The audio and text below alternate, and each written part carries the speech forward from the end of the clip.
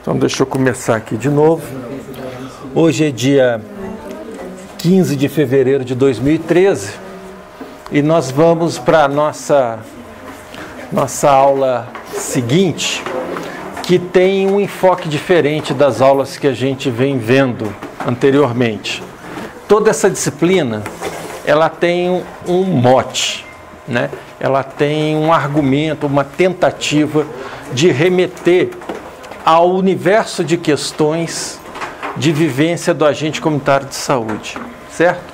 Então, a gente trabalhou centralmente questões que remetem à discussão do que é o ambiente comunitário, né? E de como é que se faz ou que pode pautar a ação de um agente ou dos profissionais da equipe de saúde da família. A aula de hoje, ela tem uma conotação um pouco diferente. Ela é complementar, mas é diferente. É claro que a gente tem ganchos, mas ela escapa desse eixo estruturante da disciplina. Por quê? Porque aqui é a primeira disciplina de saúde bucal coletiva do currículo de vocês.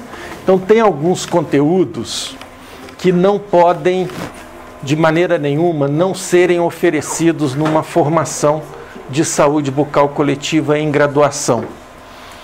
Por conta disso, esses dois últimos conteúdos, que está aqui no nosso programa, Ciências Sociais e Saúde Bucal, a dimensão da economia e da política, da odontologia e da saúde bucal, é um desses conteúdos que está faltando. Ou seja, na área de saúde coletiva, a gente tem um eixo que é chamado saúde-sociedade. E esse tema é um tema incluído nesse eixo, saúde-sociedade. Ele, de certa forma, ele pode ser colocado como um complemento de tudo aquilo que a gente vinha vendo, né? Porque o foco aqui é a profissão. O foco aqui é discutir mercado e política. Esse é o foco dessa nossa discussão de hoje. E a forma como eu vou abordar isso teoricamente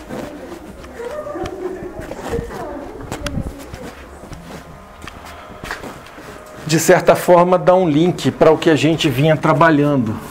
Por quê? Em ciências sociais há muitas correntes teóricas e para o assunto que eu vou trabalhar hoje, eu vou tratar por uma corrente que é chamada de individualismo metodológico. O que quer dizer isso? O que é isso, né? É a tentativa de explicar fenômenos a partir do indivíduo. Fenômenos sociais a partir do indivíduo.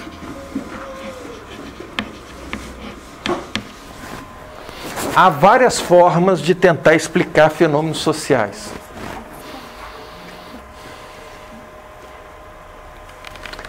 O simétrico oposto dessa abordagem que centra no indivíduo seria uma abordagem estruturalista.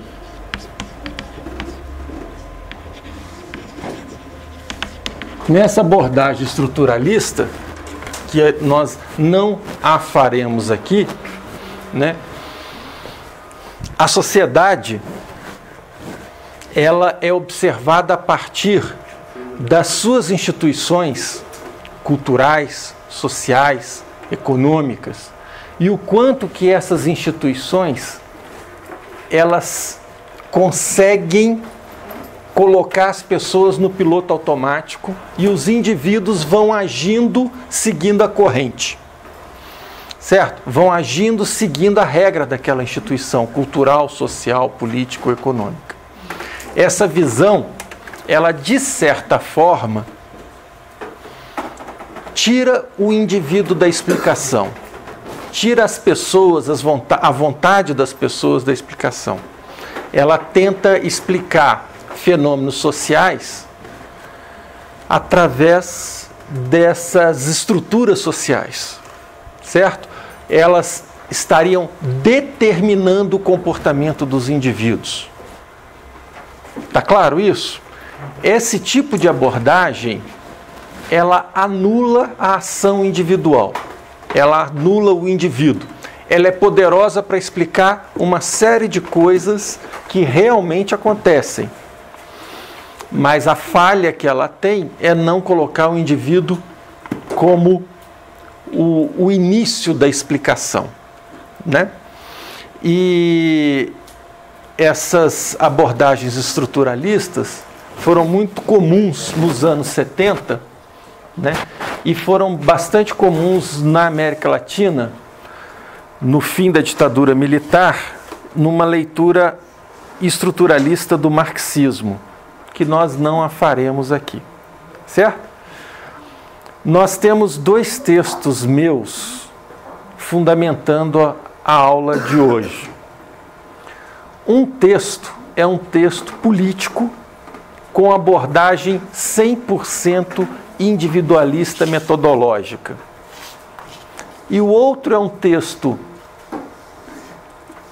econômico com uma abordagem marxista não estruturalista, tá? Mas não chega a ser individualista metodológica. Existe uma corrente dentro do marxismo que não foi muito para frente, mas ela existe, né? O marxismo analítico, que tenta trabalhar essa abordagem do individualismo metodológico dentro do marxismo, tá? Então, eu não farei uma abordagem marxista estruturalista, né? E não farei uma abordagem marxista dos temas econômicos,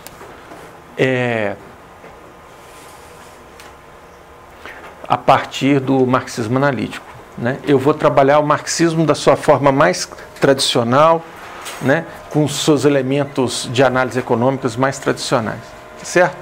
Bom, mas os 2 tópicos que eu vou trabalhar sob o fenômeno profissão, os 2 tópicos, um é economia e outro é política, certo? Eu deveria começar pela política, porque ela ajuda a explicar uma série de fenômenos econômicos, né? E começando por aí, eu consigo um link com as coisas que a gente viu nas aulas anteriores. Por quê? A partir do individualismo metodológico, a ideia de ação, ou seja, começar coisas novas que a gente já viu em aulas anteriores, ela sempre parte do indivíduo a partir de um cálculo de custos.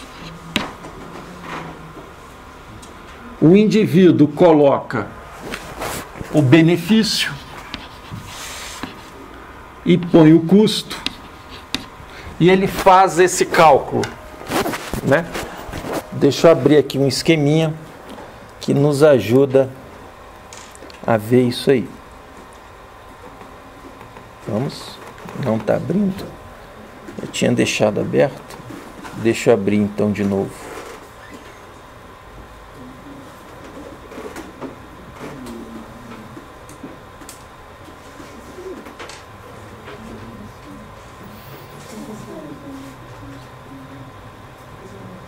Bom, só porque eu estou abrindo aqui, eu vou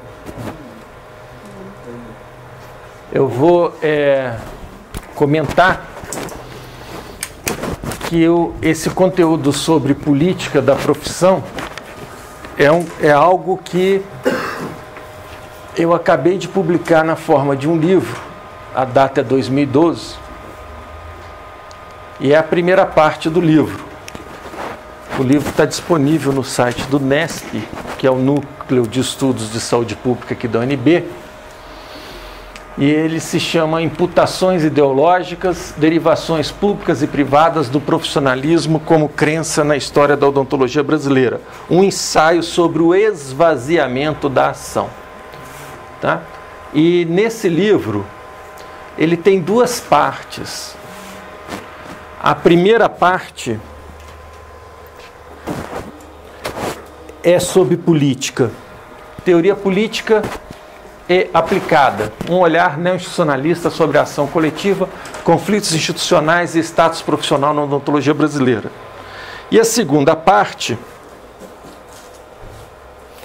é uma parte que vai falar sobre a divisão do trabalho odontológico no Brasil.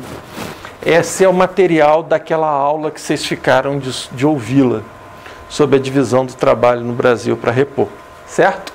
Isso aqui é a segunda parte do livro, é o apoio bibliográfico para aquela aula que está disponível no YouTube como divisão do trabalho.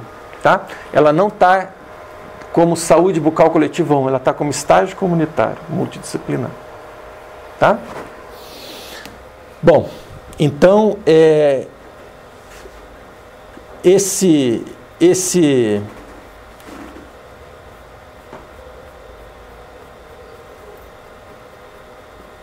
primeiro material, que é político, que é sobre política, né? Tá aqui, ó, figura 1, lá na página 46 do livro, né? O indivíduo faz um cálculo da ação. Isso é uma tese de um prêmio Nobel com um colaborador, James Buchanan e Gordon Tulloch, se não me falha a memória, é Gordon, 1962. Né? Ele faz o bem, né, a utilidade sobre o custo. Né? Se o custo for menor do que a utilidade, a pessoa parte para a ação. Certo? Vai falar, não, vale a pena agir. Se ele pretende atingir interesses privados por meios privados, isso é chamado de ação individual. Se ele pretende atingir interesses privados, porque aqui o cálculo parte do indivíduo, eu ganho, interesses privados, eu calculando se eu entro ou não, promovo ou não a ação. Se eu pretendo atingir interesses privados por meios coletivos, aí eu me associo com os outros para fazer a chamada ação coletiva. Tá claro isso?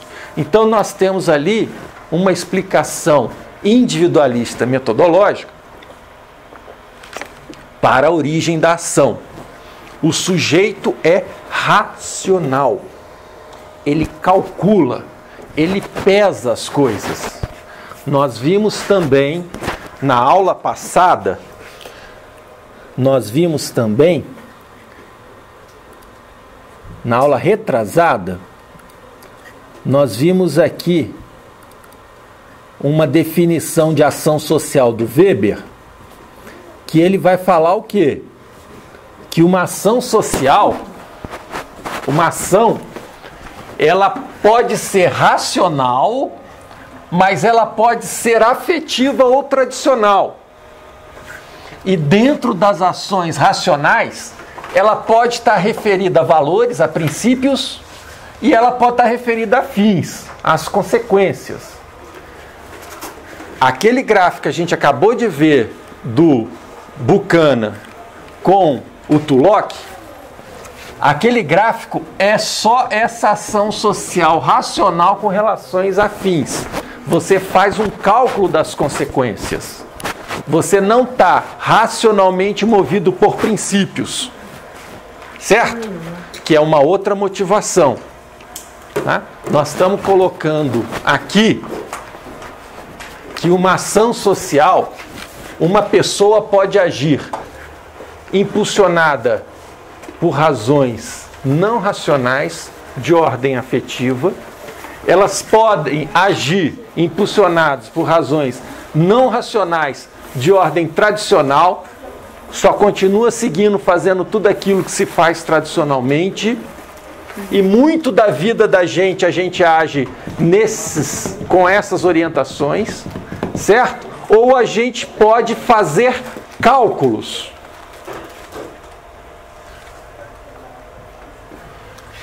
Quando a gente mede as consequências, a gente faz cálculo. Ou quando a gente racionalmente age por princípio, kantianamente. Tá claro? Então, nós podemos agir na vida da gente, individual e coletivamente, a nossa ação pode ter dessas 4 qualidades.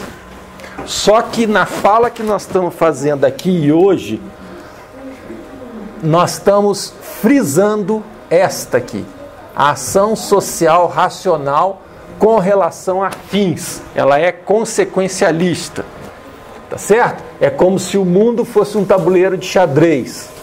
Cada movimento que eu faço está objetivado no fim que eu quero alcançar, ganhar o jogo. Ocasionalmente eu entrego o peão, ocasionalmente eu entrego a rainha. Por princípio, eu entrego o que for conveniente. Tá certo? O que importa é ganhar a partida. Isso é ação racional consequencial, com relações afins, utilitarista. Tá claro? É dentro dessa visão que a gente está trabalhando essa ideia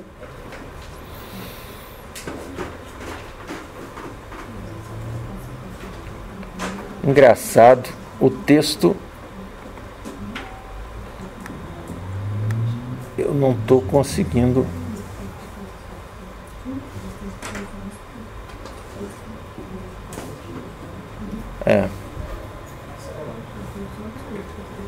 De novo, eu perdi o texto aqui, só de novo.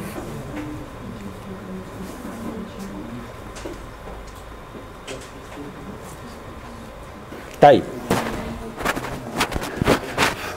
Então, nós estamos falando de teóricos que vão tentar explicar os indivíduos, vão tentar explicar fenômenos sociais a partir do indivíduo.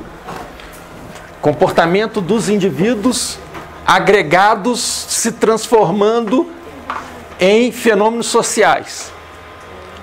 Tá? E vamos explicar o fenômeno através do indivíduo fazendo um cálculo consequência orientado a fins. Quais fins? Utilidade. Tá? Por que eu estou escolhendo isso? Por que eu escolhi isso?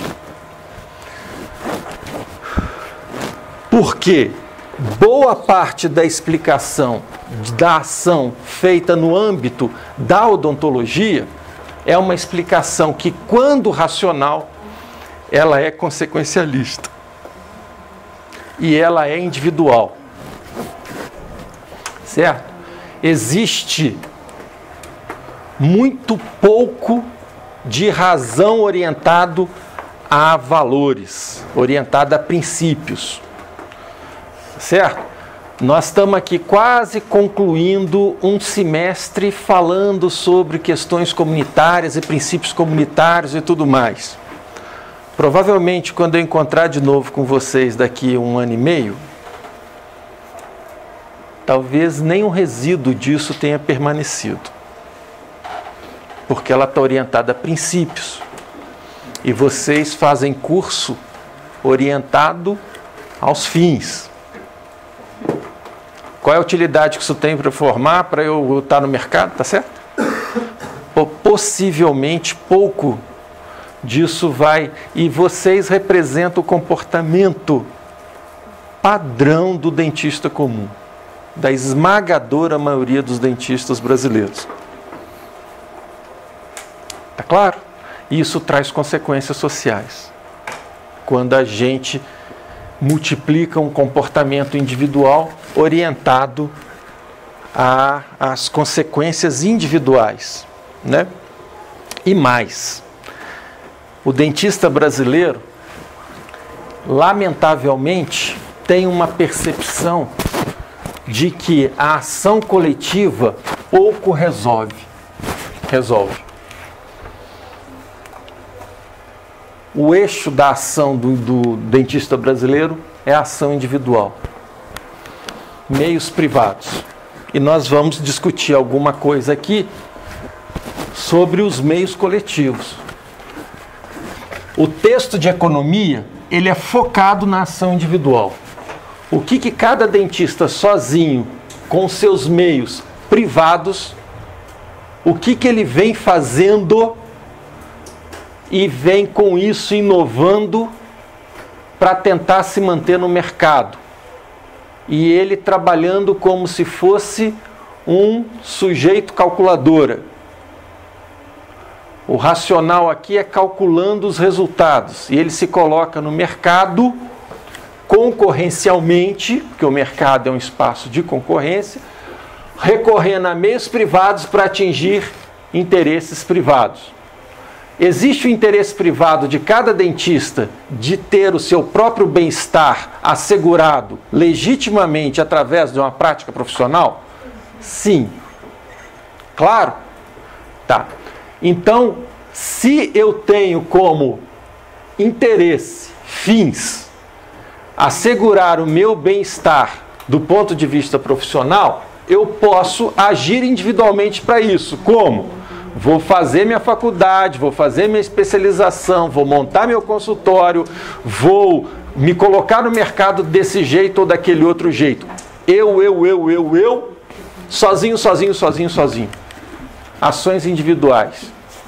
Isso tem consequências econômicas do ponto de vista individual e do ponto de vista da própria profissão como um todo, tá certo? Mas isso é vazio politicamente. Por quê? Porque o que caracteriza a política é a ação coletiva. Eu associado com o meu sócio dentro do meu consultório, um negocinho, só tem significado econômico. Agora, quando eu me associo com mais 15, 20 outros dentistas e resolvo fazer uma ação coletiva para atingir aqueles meus fins privados, isso já tem sentido político. Tá claro? Então, Então esse interesse privado não é só econômico não, né? O interesse privado é o fundamento do individualismo metodológico. Todo mundo age pensando primeiro no umbigo. Nós não estamos falando aqui de Madre Teresa de Calcutá, nós não estamos falando de Che Guevara. Nós estamos falando de pessoas que fazem um cálculo quando racionalmente estão pensando nas coisas orientadas a fins, elas fazem um cálculo. Então, isso tem... O meu interesse privado é que me move econômica e politicamente. Certo? Quando eu me movo só com os meus próprios meios, eu estou numa ação individual. Quando eu me movo com meios coletivos, eu estou numa ação coletiva. Tá certo? O fundamento... Oi? Um meio coletivo de ação, quando eu me associo com outras pessoas, alcanço meios por essa associação com outras pessoas e a partir daí eu obtenho resultados que me trazem ganhos individuais. Tá claro?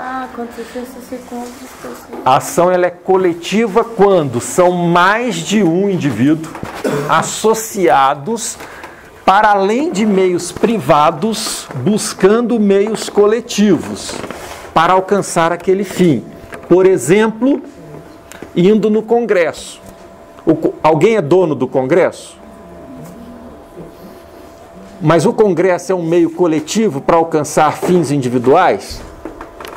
Eu posso ter uma legislação que me favoreça, ou favoreça naquela intenção que eu tenho de ter condições dignas de assegurar um bem-estar profissional como fruto de um exercício da minha profissão? Tá claro isso?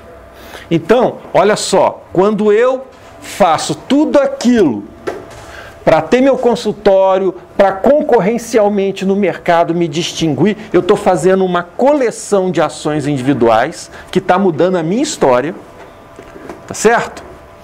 Eu resolvi fazer vestibular, fui na UNB, me graduei, prestei atenção em tais coisas e não prestei em outras.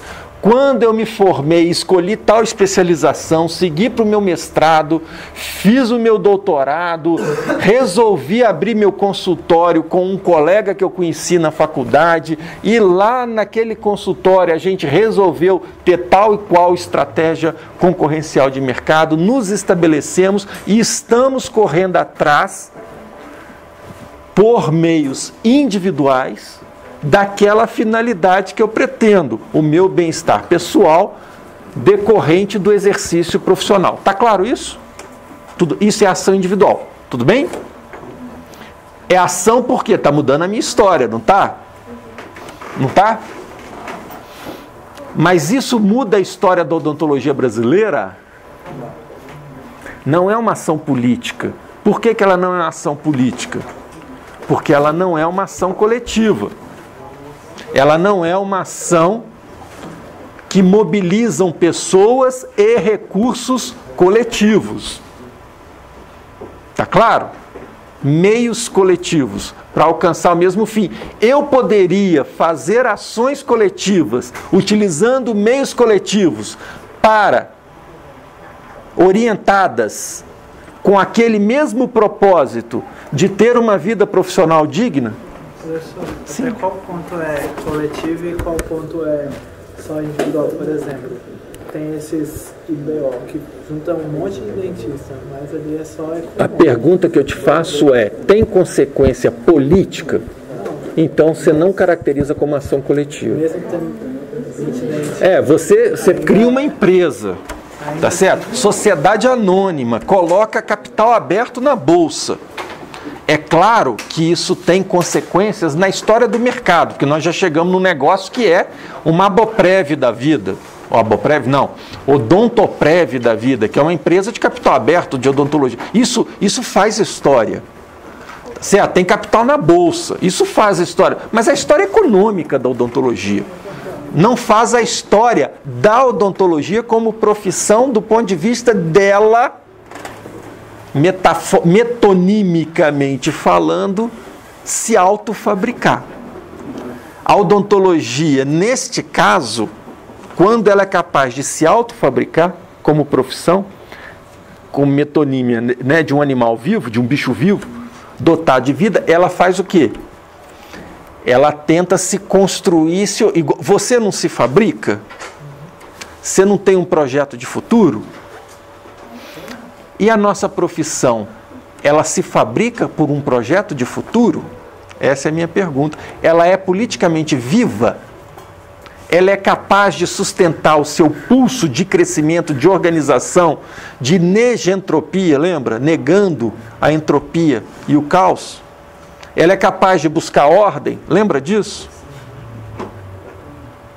Ela é capaz de se colocar na complexidade de forma a melhor conviver com o ambiente e melhor realizar a sua ontogenia, ou seja, a sua fabricação do seu ser, seu crescimento. Tá certo?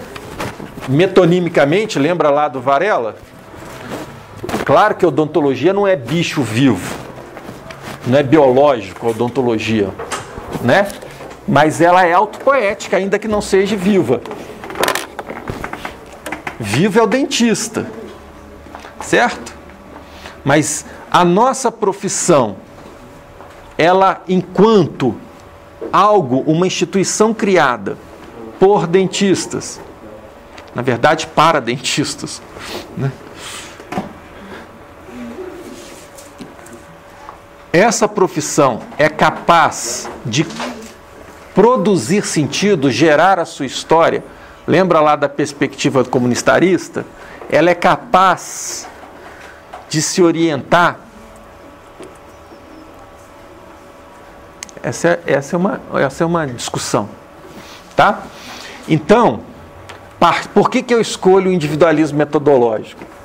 Porque Foram pouquíssimos dentistas que eu vi na minha vida, alguns bem próximos, colega de trabalho inclusive, professor Cordon, por exemplo, né, que se colocavam em busca de um projeto coletivo, herança de uma ideia de revolução, de marxismo, de mudança da sociedade brasileira, né, contra a ditadura militar, pelo socialismo. Poucos profissionais, dentistas, eu conto nos dedos, eu conheci que se moviam. Claro que o indivíduo sempre existe, mas crendo, meu Deus, com credo, não sei como é que eu falo, né? No coletivo, num projeto maior, certo? A esmagadora, quase absoluta maioria, assim, de 99,999% dos dentistas, se colocam o indivíduo no primeiro plano. Por isso que eu estou usando essa abordagem. Tá? Se eu fosse usar abordagens estruturalistas e tudo mais, talvez isso convencesse pouco, atingisse pouco, as pessoas acabariam não se vendo dentro disso. Ia parecer coisa muito estranha. Não é estranho para o dentista pensar onde é que eu vou amarrar a minha égua. O que eu faço com o meu umbigo? Tá claro? Então, para evitar esse estranhamento, eu estou escolhendo o individualismo metodológico. Tudo bem? Então, a ação política, a ação coletiva, eu estou tentando atingir aqueles mesmos interesses privados por meios coletivos. Tá? Mas não é uma coisa, um movimento político. É político. A natureza da ação, a ação coletiva é intrinsecamente política. O barro dela é político. Ela é feita de política. Não dá para fazer ação coletiva sem fazer política. Não, vamos lá. É o contrário. Por essa lógica de discutir os fenômenos sociais, é porque eu tenho interesse privado é que eu me lanço na ação coletiva. Eu tenho duas formas de atingir meus interesses privados e elas não são antagônicas. Eu posso recorrer aos meus meios privados e posso recorrer a meios coletivos, públicos, para alcançar os meus mesmos fins. Tá claro? Elas não são contraditórias. Agora, eu não preciso fazer política para agir individualmente. A ação individual. Mas eu preciso fazer política para conseguir desencadear a ação coletiva. Qualquer um de nós aqui sozinho, se chegar no Congresso e acionar um deputado, a chance da gente convencer aquele deputado é muito pequena. Tá claro? Tá claro? Agora, se a gente quer chegar naquele deputado, quer apresentar um projeto de lei, e para isso a gente se mobiliza como profissão, na ABO, no CRO, no CFO, e chega como presidente do CFO no deputado, a chance que você tem de ser recebida e aquela demanda ser acatada é muito maior. Tá claro isso? É claro que tem pessoas fora do normal. É claro que se for o Eike Batista chegando num deputado, certo? Quer dizer, ele tem tamanha importância econômica que ele vira um fato político. Tá claro? Mas é o Eike Batista. É completamente diferente. Nenhum dentista individualmente tem uma importância econômica ao ponto de um deputado acolhê-lo pela sua importância econômica. Tá claro? Porém, se eu chego no mesmo deputado, como presidente do Conselho Federal de Odontologia, eu estou representando 240 mil brasileiros. E se isso é produto de uma reivindicação de 240 mil brasileiros, eu tenho mais importância do que a maioria dos prefeitos do Brasil, Quantas cidades têm mais de 250 mil habitantes? Tá claro isso? E quantas cidades têm mais de 250 mil habitantes com nível superior de instrução? Aí a minha peneira fica menorzinha ainda. Então já tem alguma importância política. Tá claro? Entendido? Então, a ação coletiva visa esse tipo de coisa. É justo que todos nós queiramos obter com a profissão um bem-estar individual, fruto do nosso sucesso, da nossa profissão? É mais do que justo. O que nós estamos individualmente fazendo para isso e o que nós estamos coletivamente fazendo para isso? Esses são os temas colocados aqui para a aula de hoje. Certo? Tudo bem? Oi. Mas às vezes também pode ter interesse coletivo. Tá, olha só. Por essa abordagem teórica que eu estou fazendo, o interesse coletivo é produto da articulação, o cálculo do consenso é produto da articulação de interesses individuais. Nós não estamos sendo movidos por tradição, nós não estamos sendo movidos racionalmente por princípios, por valores, tá certo? E nem emocionalmente, na massa, ou nós estamos aqui pensando racionalmente orientado a fins, às consequências, fazendo um cálculo estratégico de onde eu quero chegar. Certo? E se a gente faz um cálculo estratégico de onde eu quero chegar profissionalmente, eu posso ter o meu cálculo individual e eu posso ter o cálculo de onde chegaremos coletivamente. Está claro isso? Eu acho que eu já falei aqui. Se a odontologia como um coletivo melhora, se afirma, você como indivíduo pertencendo a ela tem condições mais favoráveis de realizar o seu projeto individual, tá claro? Ao contrário, se o projeto coletivo da odontologia deteriora, por melhor que seja o seu projeto individual, você vai ser a natinha de algo que está afundando. Tá claro? Entendido? Então, a necessidade de perceber que a ação individual sozinha não basta é o fundamento dessa parte da aula da ação coletiva. Por que a gente precisa de ação coletiva? Porque se a ação individual bastasse, não existia a política. Certo? E a política do jeito que a gente entende, né? Há 2.500 anos. Está claro isso? Então, por que existe a invenção humana da política? Porque existe a certeza comprovada historicamente que só a ação individual não salva. Está claro? Mais do que a ação individual, as pessoas precisam fazer ação coletiva. Está claro? Ok? Esse é o fundamento da política. Não é só a economia que move as pessoas, não é só a cultura que move as pessoas, né? Mas a política move as pessoas. Por quê? Imagina lá no Paranoá, se tudo dependesse da questão econômica ou da questão cultural para que as coisas acontecessem no Paranoá. Boa parte de tudo que acontece, de muita coisa que acontece no Paranoá, inclusive a própria existência do Paranoá, é produto de ação coletiva e política. Tá claro? São pessoas que, do ponto de vista econômico, são despossuídas. Mas elas têm um outro capital, que não é o capital econômico. E que através desse outro capital, esse capital político, elas conseguem alcançar fins.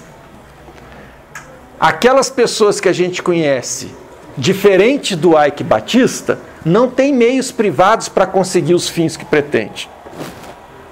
Porém, se elas são destituídas de meios privados, elas podem mobilizar meios coletivos para alcançar os mesmos fins. Tá claro isso? Então, não chega porque eu consegui, comprei, batalhei e pus dentro de casa. Chega porque a CAESB pôs dentro de casa, a SEB pôs dentro de casa, a Terra Cap, entendeu? Chega porque o Estado pôs ali, na forma de um serviço público. Chega indiretamente. Tá claro isso? Segurança pública, eu não contratei o vigilante, eu não pus cerca elétrica, eu não pus câmera, é o Estado que provê uma polícia mais efetiva, fazendo ronda. Está claro isso? Eu estou alcançando meios, fins privados? Eu quero segurança? Eu quero uma casa com água, com luz, com esgoto, com asfalto? Eu quero transporte público de qualidade? Tá certo? Mas eu tenho meios privados para conseguir tudo isso? Não tenho. Mas eu posso conseguir meios coletivos para isso. Eu estou colocando o extremo de quem está despossuído de meios privados. Mas existe um meio de caminho entre quem tem muito meios privados e quem tem quase nenhum meios privados. Eu estou colocando que existe uma necessidade da gente sempre ter meios privados e coletivos, individuais e coletivos. Quanto mais recurso a gente tem, melhor a gente consegue lidar com as situações, está claro? Está claro? Tudo bem? A discussão da política na odontologia brasileira é que a odontologia brasileira não se dispõe a trabalhar uma ação coletiva com uma finalidade expressa. Se eu tivesse que fazer uma pesquisa hoje sobre isso, eu adoraria pensar na ideia de um projeto de pesquisa que tivesse os seguintes participantes: líderes da odontologia, presidentes de conselhos, IABOs e CFO, e sindicatos. Questão: qual é o projeto, né? Qual é o bem coletivo? Em que consequência você está mirando? O que é exatamente que você quer com a odontologia? Quais são os bens coletivos que a odontologia precisa? Tá certo? Eu duvido que essa resposta venha com clareza. Por quê? Por que talvez não exista tanta clareza assim? Porque a maior parte da ação coletiva que existe dentro da odontologia, ela não está mirando a odontologia como um todo. Ela está mirando aquele grupinho que eventualmente virou presidente do CRO, eventualmente virou presidente do CFO, eventualmente virou presidente do sindicato. Existe uma lógica, o bem privado que a pessoa que está em ação coletiva na odontologia está mirando é a passagem, a viagem, a diária, a festa na boate com uísque, pago, tá certo? O bem coletivo é um bem muito, muito, muito não representativo de um bem que vale para todo dentista. Claro? Ele está compondo a renda dele com as diárias que ele ganha a cada viagem que ele faz. Ele está viajando o Brasil inteiro em nome do conselho, em nome da ABO, certo? Isso sem falar quando resolvem construir uma sede própria, e aí, como presidente, começa aquelas mutretas que a gente sabe bem, né? Eu te pago, quanto que é isso aí? Ah, vai custar 100? Eu te pago 120, contrato seu serviço, mais 10 você põe na minha conta. Então, tá certo? Essas picaretagens. Mas fora a picaretagem, tirando o roubo, né, que existe no geral, sabia que a ABO Brasília está quebrada? Certo? Uhum. Como é que será que isso acontece? Sabia que o Congresso de Brasília é deficitário? Como é que será que isso acontece? Bom, alguma razão existiu. Certo? Se você puxar a história, eu sei até de nomes, mas eu não vou citar nomes aqui. Você tem pessoas que estão com problema na justiça. Certo? Aprontaram com dinheiro público. Tudo bem? Bom, mas voltando aqui, qual é o bem que eu estou pensando? O bem que eu estou pensando é míope. É o meu bem. É eu viajando, eu ganhando diária, eu projetando o meu consultório como presidente da ABO, presidente do sindicato, presidente do CRO. Tá certo? Eu estou pensando em bens bastante fugazes do ponto de vista da corporação como um todo. A bem do dentista, eu não sei se existe a clareza do projeto. Tá claro isso? Tá claro? Então, um dos problemas, vamos lá. Vamos de novo citar o Buchanan aqui. Esse quadro aqui, ó.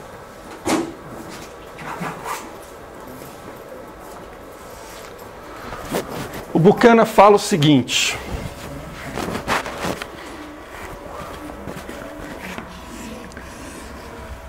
lembra que o Buchanan, em um livro, Cálculo do Consenso, ele vai falar o quê? Para que eu me disponha a fazer a ação coletiva, eu tenho que pensar em obter meus fins privados a partir de meios coletivos. Para isso eu preciso de me associar. E aí o Buchanan, em outro livro, ele vai tentar analisar o quê? A importância das instituições políticas para que essa ação coletiva tenha consequências mais efetivas. E ele escreveu um livro chamado The Rise and Decline of the Nations, ou seja, Ascensão e Queda das Nações. Eu já falei aqui na aula sobre teoria moral. E ele vai falar o quê?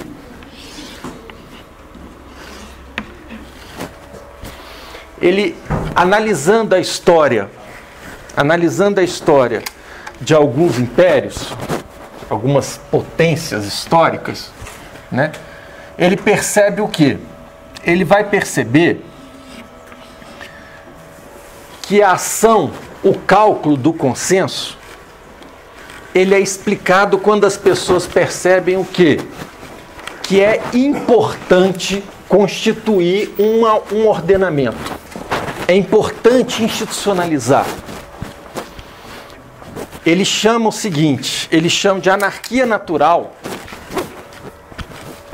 aquele ambiente onde não há governo, né?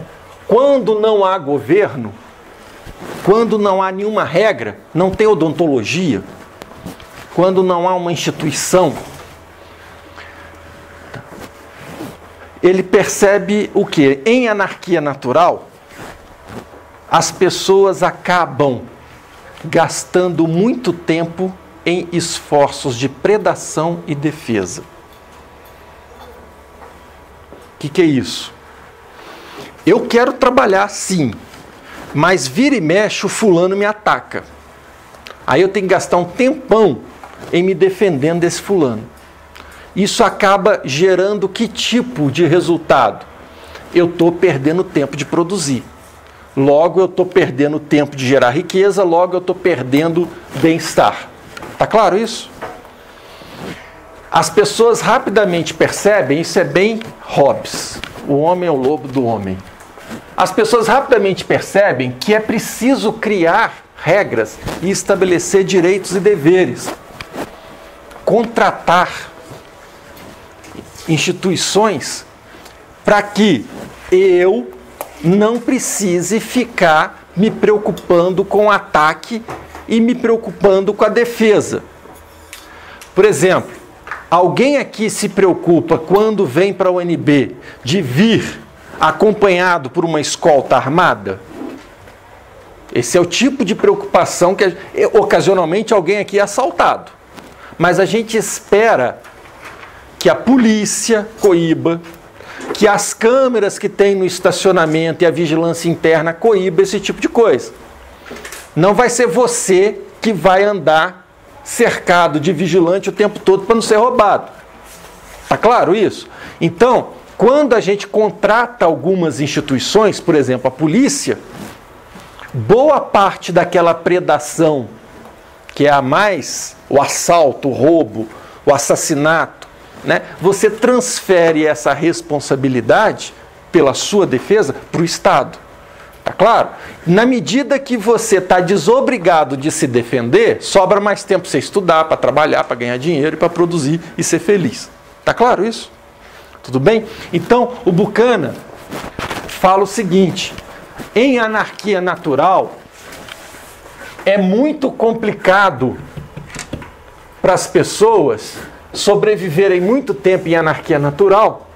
Por quê? Porque há muitos esforços de predação e defesa, que isso faz com que a anarquia natural seja deseconômica. Tá? Então, o que acontece? Você constitui, nesse caso aqui, ele está estudando a sociedade como um todo, ele está falando o governo. Aí ele está falando do governo no geral, mas a gente pode falar do governo de uma profissão, né? Tá certo? Se todo dentista vai exercer a prática odontológica, preocupado que tem dentista prático na área, que tem fulano fazendo horrores do ponto de vista profissional, do ponto de vista ético, se ele tiver que ficar o tempo todo se defendendo sozinho, é mais fácil contratar um governo da profissão. Tá claro isso? Aí eu estou usando mesmo o que o Buchanan fala de forma geral, eu estou falando no particular da profissão. Por isso a gente tem um governo da profissão, tem uma política da profissão. Tudo bem? Agora, o que o Buchanan analisa? Acontece que, uma vez contratado esse governo, grupos em ação coletiva começam a usar o governo a benefício próprio. E ele chama isso de anarquia constitucional. Ou seja, eu continuo tendo predação, só que agora a minha predação deixou de ser aquela predação anárquica. Eu estou usando dos aparelhos de Estado para fazer predação. Eu estou usando da estrutura política para favorecer grupos. Tá claro? Então, se a Constituição da odontologia serve para evitar a anarquia natural no âmbito do mercado de serviços odontológicos, uma vez constituída a profissão, uma vez constituído o seu governo, grupos podem ocupar este governo e fazer que a ação coletiva seja a favor dos grupos e não do conjunto de toda a profissão. Isso ele chama de anarquia constitucional, né? Você tem aí o que ele chama de malese, um ambiente do mal como oposto do bem, quebra de regra de unanimidade, aumento de esforços deseconômicos, predação e defesa. Então, o que o Buchanan percebe? A ascensão das nações pressupõe organização política, mas a queda das nações tem muito a ver também com a própria organização política. Então você precisa de política para levantar, mas você pode enterrar com a política. Tá claro? Para o bem ou para o mal, a política existe. Tudo bem? Então, ter uma profissão é para o nosso bem? Constituída? Ter um governo da profissão é para o nosso bem? Em tese é. Mas esse mesmo governo, uma vez constituído, pode virar um mal para a profissão? Em tese, sim. Na prática, é quase sempre isso que acontece. Tá certo? E o que o Buchanan coloca como solução histórica para esse problema? É quando existe um esforço permanente de recontratação desse governo.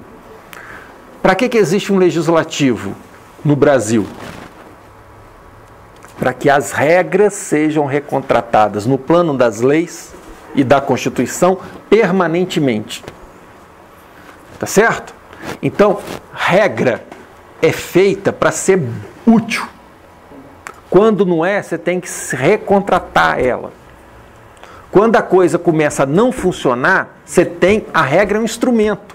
A instituição é um instrumento. A odontologia como profissão é um instrumento do dentista. Quando esse instrumento vai bem, ótimo. Quando ele começa a funcionar mal, você tem que recontratar esse instrumento. A profissão tem que ser ajustada. O governo da profissão tem que funcionar. A ordem, lembra, a negentropia, ela tem que estar sendo o tempo todo produzida. Porque a tendência à entropia, à desordem, é uma tendência natural das coisas. Tá certo? Dá trabalho manter as coisas em ordem. E é fácil bagunçar. Tá claro? Então se você está autofabricando a profissão, se ela se autofabrica, se você é uma pessoa que faz parte dessa profissão, está preocupado com a fabricação, os rumos, com a autopoiese dessa profissão, o que acontece? Essa profissão tem que estar o tempo todo discutindo se aquela ordem é a melhor ordem. Ela tem que estar o tempo todo questionando aonde a ordem dela está errando. Não é assim que a biologia funciona? Se o sistema imunológico detonou, aquele indivíduo morre. E a chance que ele tem de deixar herdeiros, sucessores, tá certo? Então, o próprio diálogo com o meio é altamente seletivo. Nas profissões também. O diálogo com o meio é altamente seletivo. Se nós estamos numa condição desfavorável, é porque alguma coisa nossa não vai bem. Tá certo? Se num dia lindo como esse, se eu tivesse completamente desobrigado de tudo, se eu for para casa deprimido, fechar no quarto, é porque algo não está bem comigo, não é com o mundo não. Tá uma beleza aí para ir para a piscina, tá uma beleza para eu poder ter um dia muito agradável. Tá claro? Então, se o Brasil está crescendo, se o Brasil vai bem, se ele está se afirmando cada vez mais, e a profissão, se aí fora o dia está bom, e eu estou no quarto reclamando que a coisa não está boa, provavelmente o problema está em mim. Claro, a odontologia brasileira em relação à economia brasileira. Está claro isso? E o que eu tenho que fazer? Eu tenho que ver na minha ordem, na minha Constituição, na minha institucionalização, o que está errado e que precisa ser mexido. E o que está errado e que precisa ser mexido, a gente faz isso politicamente, em ação coletiva. Certo? Aí você vira para mim e fala assim, professor, como é que alguma coisa pode estar errada na minha profissão? É fácil. Basta que o governo desta profissão pense nos grupos e nos interesses dos grupos e esqueça a profissão como um todo. Rapidamente a ordem vai ser deslocada para favorecer grupos e para prejudicar o todo. Tá claro? Se a gente for usar um raciocínio biológico, que é o que a gente tem mais facilidade, porque a gente está na área da saúde, se de repente alguns tecidos do meu corpo resolvem consumir os recursos do meu corpo para se multiplicar numa velocidade superior àquela que o conjunto aguenta, o que vai acontecer comigo? Câncer. morro. Tá claro? Isso me mata, drena minha energia, consome os recursos, o meu corpo deixa de estar equilibrado, o meu todo. Tá claro isso? Uma profissão é a mesma coisa. Qualquer instituição social é do mesmo jeito quando ela depende da política. Se alguns grupos começam a esquecer do todo e drena a energia do todo para benefício deles, o que acaba acontecendo é que ele mata o todo, do qual ele precisa. No final, essa célula cancerosa vai para o mesmo caixão que o todo o resto. Não adiantou nada querer pilhar, predar o resto. E vai morrer o conjunto. Então não adianta nada ortodontistas, implantodontistas, periodontistas querer sair na frente do resto. Eu me salvo, não salvo, porque o caixão vai embalar todo mundo junto. O corpo é um só. É a odontologia brasileira. Tá claro isso? Oi, querida. Eu estou fazendo essa analogia biológica só para a gente favorecer o entendimento, né? Que a gente precisa se manter vivo, se recontratando, buscando uma ordem que nos seja superior, autopoeticamente nos autofabricando, de forma que a gente melhor conviva com o meio e melhor conviva com a gente mesmo. Oi. Não, se tem solução. Se tem solução? Claro que tem solução. Só que de onde vem a solução? A solução é individual? A solução está no doutorado de cada um aqui, no consultório de cada um aqui, no prédio mais top de Brasília, com a clientela mais top. Essa é a solução para a odontologia brasileira? Não, essa é a solução para você. E Deus queira que funcione. Tá certo? Mas essa não é a solução para a odontologia brasileira. Professor, sim. Mas na verdade quem tem o poder, a minoria que se beneficia é ela que tem o poder. Às vezes o todo não consegue chegar no que a minoria tem. Essa é a discussão do Buchanan. Quando você consegue fazer com que todo mundo participe, isso é chamado de regra da unanimidade. Isso é praticamente impossível nos dias de hoje, né? O CFO não age unanimemente, por unanimidade. Ele não consulta todos. Bem que podia, né? Você tem a internet hoje, todo dentista... É possível fazer voto eletrônico sem custo, é possível ter um nível de participação muito alto. Mas hoje nós temos tecnologia para ter participação alta, né? Mas a questão é, não é assim que a banda toca, não é isso? Porque a própria política se faz por grupos, não é isso? Perfeito. Só que o Buchanan fala o quê? Quando você está pensando no todo, você tem que contratar regras que organize o todo, a bem do todo. Certo? O grupo que está lá pode até continuar tomando uísque, pode até continuar fechando boate, pode até continuar viajando de avião e ficando nos resorts mais bonitos do Brasil. Pode até continuar ganhando diária. Pode até usar do status para puxar paciente para o consultório particular. Ótimo. Isso é legítimo, desde que ele não perca a noção de que não é só para isso que ele está ali. Que existe um todo que ele tem que cuidar. E é nessa hora que o Buchanan fala que você tem que legislar com pretensões de unanimidade. Ainda que você não legisle unanimemente, você legisla com pretensões de unanimidade. Tá certo? Então, quando você faz uma regra para a odontologia brasileira, ela tem que valer para a odontologia inteira. Certo? Então, tudo bem que você tenha ganhos privados em função do cargo. Mas o que você não pode perder de vista, que esse cargo só existe porque existe um todo. E esse todo precisa ser contratado e recontratado. Eventualmente, é preciso fazer o quê? Destratar algumas coisas que foram contratadas e que não funcionaram. Voltar para a anarquia. E, eventualmente, coisas que nunca foram reguladas têm que ser constituídas. Precisa de um ordenamento formal. Tá certo? E seu tempo todo tem que estar funcionando. As leis brasileiras acontecem desse jeito. Tem lei que caduca. As coisas deixam de volta para a anarquia. Não é isso? Mulher tem que casar virgem. Isso já foi lei.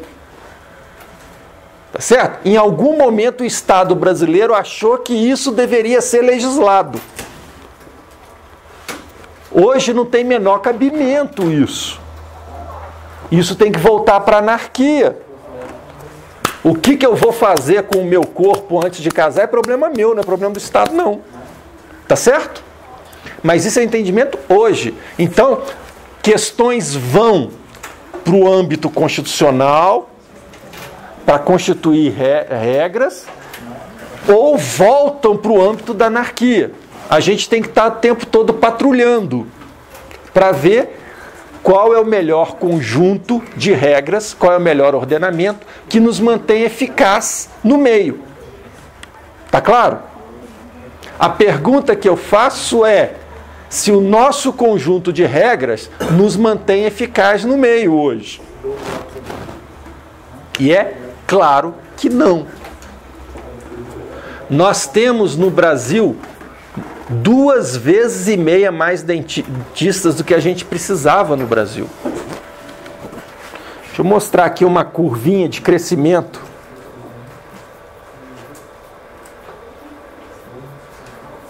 Da odontologia brasileira, que está no livro.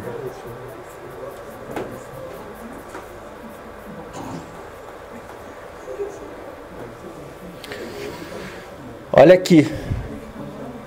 Que tal?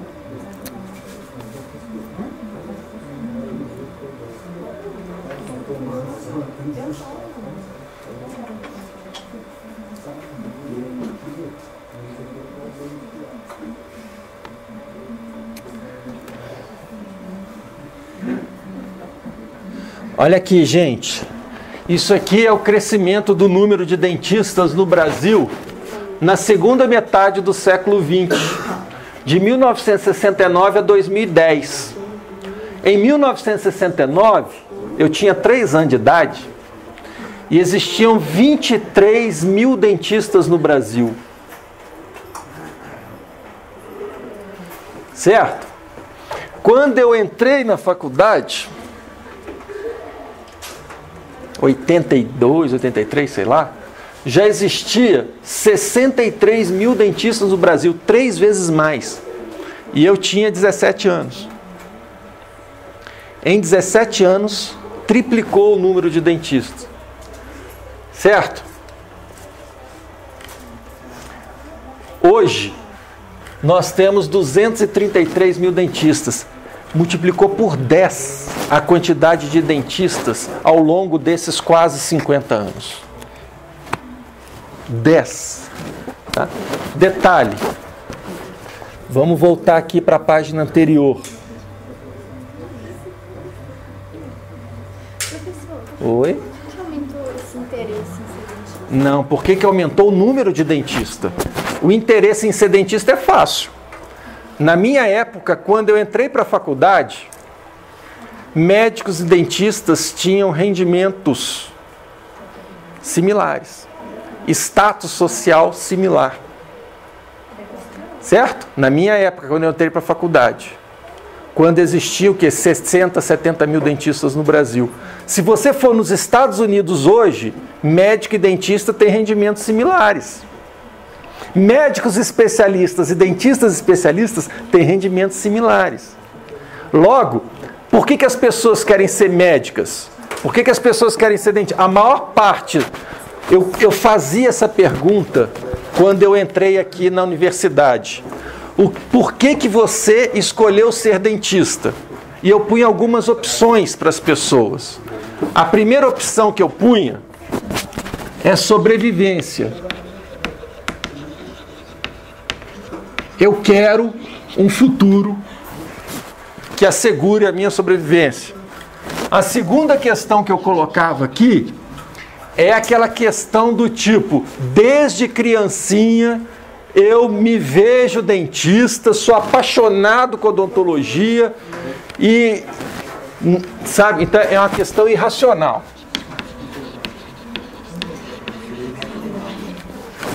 Tá? A outra é o seguinte: o conhecimento odontológico me fascina, tal como a matemática fascina o matemático, tal como a física fascina o físico, tal como a biologia fascina o biólogo, a odontologia me fascina. É pelo conhecimento, puro conhecimento. Certo?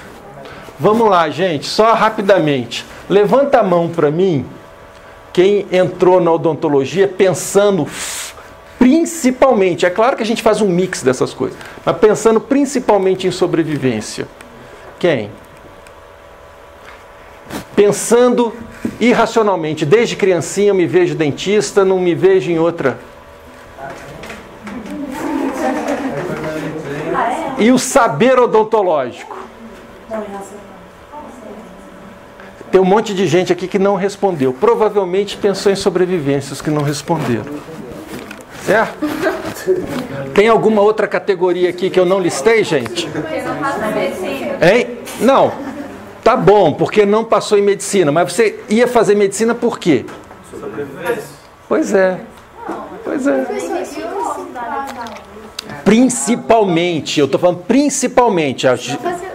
Claro, é um mix as coisas, nada é puro assim. Né? Como é? Ah, tá, então, isso é irracional, né? Desde criancinha eu vejo meu tio, eu admiro meu tio, sonhei, me apaixonei pela minha dentista, ela era linda, daquele dia em diante eu quis ser dentista, porque eu queria estar naquele mesmo ambiente daquela deusa, entendeu? Entendeu? Não, mas eu gostava muito da minha dentista, eu queria ser igual a ela. Então, isso, então são motivos irracionais, tá certo? São motivos irracionais. Isso é tudo emocional, não é racional, você não está fazendo um cálculo. É aquela imagem, eu quero ser igual o Romário, eu quero ser igual, sei lá, o Pelé, eu quero ser igual. Aí o menino vai jogar bola. Certo? Tá claro. É irracional. Não... Tudo bem, gente? Então o que acontece? Eu tinha colegas que na faculdade, na época que eu estava fazendo faculdade, a odontologia dava muito dinheiro. Exatamente isso que eu vou falar. Mas é exatamente isso. Eu tinha um colega que toda vez que a gente tinha uma discussão qualquer, ele só falava isso: eu quero fazer odontologia, quero formar, quero ficar rico, quero comprar minha fazenda. Só falava isso. Não, é só isso que ele falava. Ele não tinha mais nenhum argumento. A vida profissional dele se resumia em ganhar dinheiro, comprar fazenda. Né? Ele queria ser fazendeiro, na verdade, não queria ser dentista. A odontologia era um meio para ser fazendeiro. Tá certo? Tá? Creio que não. Creio que não. Até porque eu tenho notícias dele. Se tiver no máximo é um sítiozinho de café. A fazenda que ele sonhava, ele não tem, não. Eu tenho certeza que não. Certo? Tá? Então, o que eu tô... Gente, vamos lá, gente. Vamos lá. No Brasil, olha só, gente. Gente, vamos lá? O PIB brasileiro em 2009, olha lá, gente, olha lá. O PIB brasileiro em 2009 era 2,6% do PIB mundial. O PIB americano era 23,8% do PIB mundial. 10 vezes mais o PIB brasileiro. Certo? A população brasileira era 2,8% da população mundial. A população americana, 4,6% da população mundial. A população de dentistas no Brasil, em 2009, era 19,9% da população mundial de dentistas. A população americana de dentistas, 12,1%. Número de dentistas para cada 100 mil habitantes. No Brasil, em 2009, era 116 dentistas para cada 100 mil habitantes. Nos Estados Unidos, 43 dentistas. 1/3 do número de dentistas por habitante. Lembra que nós temos 2,5 vezes mais dentistas que a gente precisa? É só reduzir para 1/3 que a gente volta a ser a situação americana, ou a situação que a gente tinha quando eu entrei para a faculdade, há 25 anos atrás. Tá certo? Olha aqui, média de habitantes por profissional. Um dentista para 863 brasileiros, com 1/10 da renda do americano. Cada um desses 863 tem 1/10 da renda. Aqui você tem um dentista para 2.300 norte-americanos com 10 vezes mais renda que o brasileiro. Que tal? Não, é exatamente isso. O problema não é a odontologia no mundo, é a odontologia brasileira. E por que a odontologia brasileira virou um problema? Por quê? Não, por que ela saturou? Isso é efeito. Qual que é a causa? Hein? Tem nada a ver com Lula, foi muito antes do Lula. Antes do FHC. Olha só, vocês já viram Arquivo X? Vocês assistiram alguma vez Arquivo X? Tem um bordão Arquivo X. Qual que é o bordão? Vocês lembram? A verdade está lá fora. Não é isso? A gente sempre acha que a verdade está lá fora. O problema da odontologia é o FHC, o problema da odontologia é o Lula, o problema da odontologia é o dentista. É a odontologia brasileira. Mas a odontologia no Brasil ela não não em questões de material, mas em questão de estudos mesmo. Ela não é maior no Brasil que nos Estados Unidos? A população de dentistas no Brasil é maior do que a americana.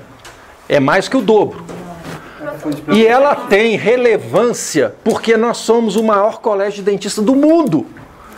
E é claro que nós temos técnica, nós temos todas as consequências disso. O maior mercado do mundo tem consequências, ser o maior mercado de mão de obra. Não, isso não acaba meio que se equiparando pela questão de se o Brasil tem mais dentistas, a população procura mais dentistas? Não, senhora. Não, senhora.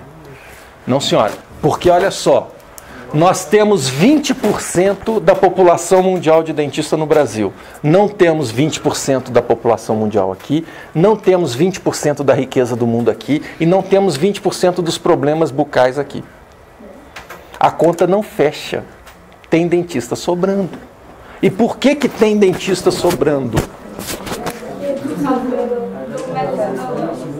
Por que tem dentista sobrando?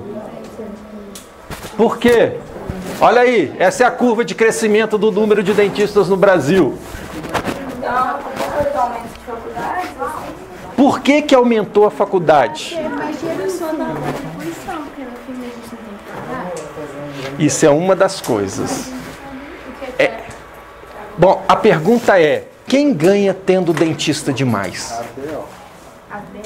Quem que ganha tendo dentista demais? Essa é a Quem são as pessoas que ganham tendo dentista demais? Vamos lá. Todas as nossas instituições de representação ganham. Antes de vocês virarem dentistas, vocês vão virar anuidades. Certo?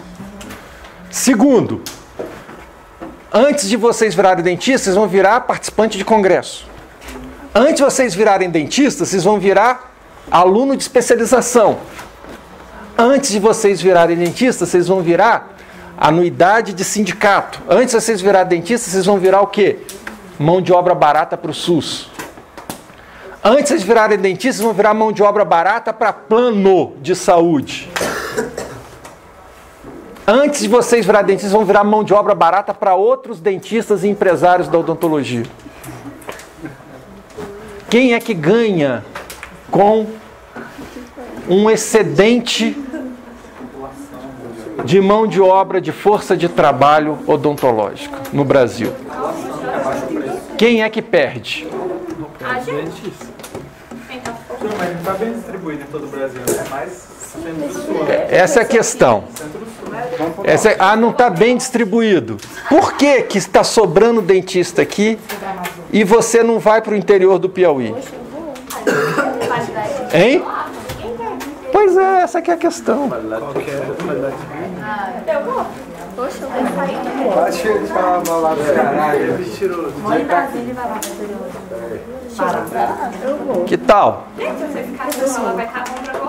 Gente, quem é que tem planos aqui de ir para o interior brabo? Não é interior, é Cristalina, que Cristalina no interior. Né? Interior assim, Pará, Piauí, Acre. Eu não tenho plano. Posso ir. Você está indo ou está voltando? Você está indo. Por que te move? O que te move? Tá. Você acha que você vai aposentar onde? Lá? É vocação mesmo, né? Tomara. Olha só, 1 entre 30. Também conhece tipo interior. Qual o interior? Eu vou pro interiorzão. Se for pra ganhar dinheiro, eu vou. Ele vai pro interiorzão bravo, né? Isso. E ele vai fazer a especialização dele onde? Ah, tá. Você quer ser especialista? Você quer ser especialista? Não sabe.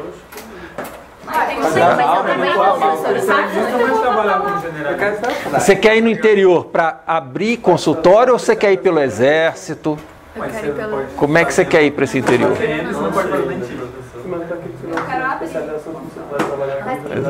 Mas o que precisar. Tá. Bom, gente, a maioria não se interessa. Tá certo? Tá aqui, a amostra tá aqui. Não, aonde existe fronteira de serviço odontológico, né? Não tem fronteira agrícola, existe fronteira de serviço odontológico. Quem quer ir para a fronteira de serviço? A maioria das pessoas não querem. Tá certo? O cara prefere ser desempregado e morar na rocinha do que viver no interior do Piauí depois desse sertão bravo aí. Eu não vale de Jequitinhonha depois dessa seca brava. Tá certo? Tá claro? Então, por mais que lá tenha violência, mas ele prefere morar lá. Porque quer queira, quer não, você tem serviço médico, você tem serviço hospitalar, você tem escola para o filho, você tem água encanada, não tem que andar 10 km, 5 km com um balde na cabeça, pode tomar banho todo dia, tá certo? Mas você não ganha um salário mínimo. Mas não ganhar um salário mínimo na rocinha é um salário mínimo que você não ganha um salário mínimo direto. Mas o que você está ganhando de serviços indiretos? Tá claro isso? Se você for para o sinal para pedir dinheiro, você ganha mais do que trabalhando na roça. Tá claro? Tá claro isso? Então, de novo, voltando aqui. Os centros urbanos atraem.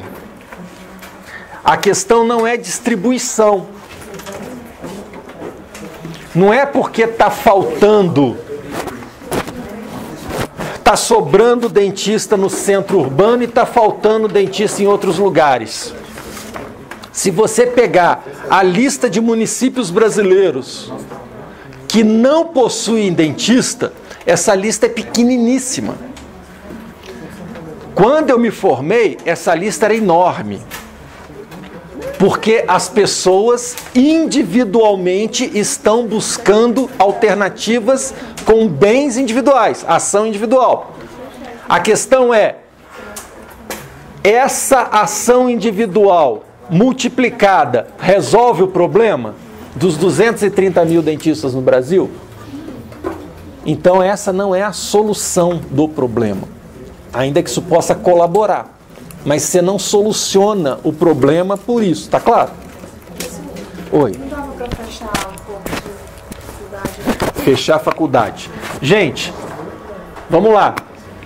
Entre aqueles que ganham, dono de faculdade ganha com isso, gente? Muito, muito. Certo? Então, de novo, vamos voltar. Olha só. Tem dentista ganhando com isso, tem gente que não, outros empresários ganhando com isso, tem até o governo ganhando com isso, certo? Salário barato para trabalhar no SUS a preço de... Vai contratar um médico no interior, Eu estou falando interior próximo daqui. Você não contrata com no mínimo 8 mil reais por mês. Não contrata com 8 mil. Não contrata. Isso assim, não, trabalha só 2 dias por semana, dá um jeitinho, que é as coisas de médico. Certo? Pergunta por quanto você está contratando dentista no interior aí, gente. 2 mil. 2 mil. Então, não. Gente, eu não estou discutindo aqui o futuro individual de cada um. Eu estou discutindo aqui a importância da ação coletiva no âmbito da profissão, política da profissão, governo da profissão. Tá claro isso? Quem é que tem que pensar os problemas da profissão? Vão ser os delegados? Vão ser os juízes? Vão ser os médicos? Vão ser advogados que vão pensar os problemas da profissão? Não vão. Se dentista não colocar para si o governo da profissão, o empreendimento, profissão no Brasil vai continuar indo para o brejo. O dentista não entendeu que a profissão é um empreendimento social, é uma instituição. E como tudo que é instituído, tudo tem que ser administrado, contratado e recontratado. A ordem tem que ser mantida eficientemente. Não dá para vocês acharem que vocês vão entrar na odontologia e vocês estão livres da ação coletiva. Porque todos, a esmagadora maioria de todos que entraram até hoje pensaram assim, e isso não deu certo.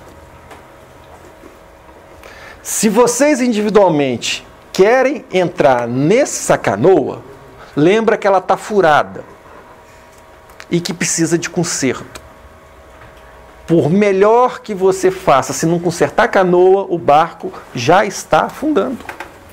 Tá claro isso? Não tem ação individual que resolva a falta de ação coletiva. No âmbito da profissão, o desgoverno acontece por quê? Porque grupos de interesse,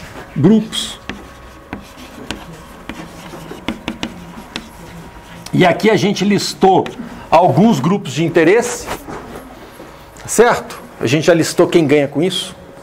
Mas existem outros grupos de interesse.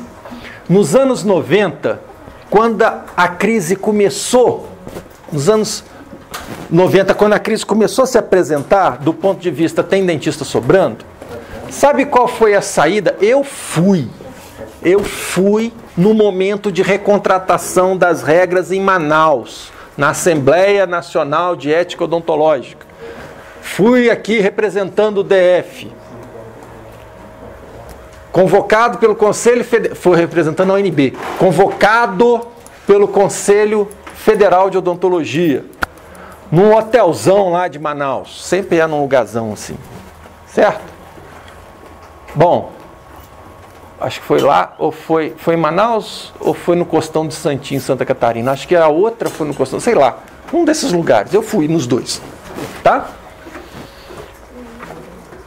Detalhe, tirando o lado bom da história, existe um outro lado da história que é o seguinte, ali era o momento de recontratar as regras, não era? Ali era a hora de pensar politicamente, não era?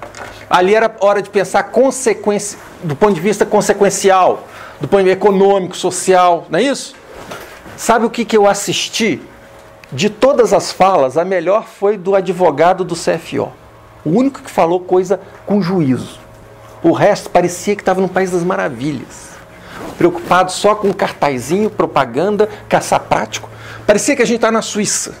Que não tinha nenhum problema, céu de brigadeiro, não tinha nenhum problema colocado no horizonte da profissão. E o que eu assisti, além das falas de País das Maravilhas, Papai Noel existe, o mundo é cor-de-rosa, certo? Além desse monte de fala inconsequente,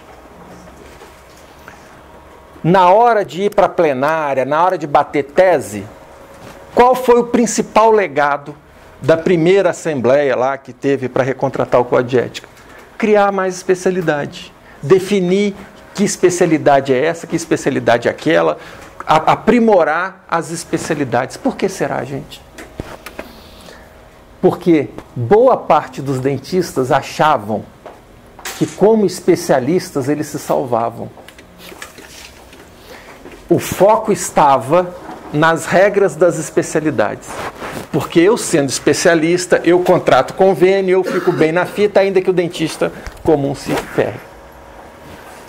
Então, o momento primeiro de recontratação, ao invés de pensar no último dentista, os grupos de interesses pensaram neles próprios como especialistas. Um mercado dentro do mercado. Eu tenho um mercado de serviços geral, que é a odontologia brasileira. E eu crio um mercado dentro do mercado, que é o mercado dos especialistas. Esse mercado é muito menor, era muito menor, foi muito menor. Eu pensei nisso aqui, só. Eu pensei na cabine de comando, mas o furo estava no casco. O furo não estava na torre de comando. Certo? O povo lá da cabine de comando, achando que melhorando a cabine de comando, o barco todo ia continuar seguindo bem a viagem. Mentira! Isso é um barco só. O furo está embaixo, está no casco.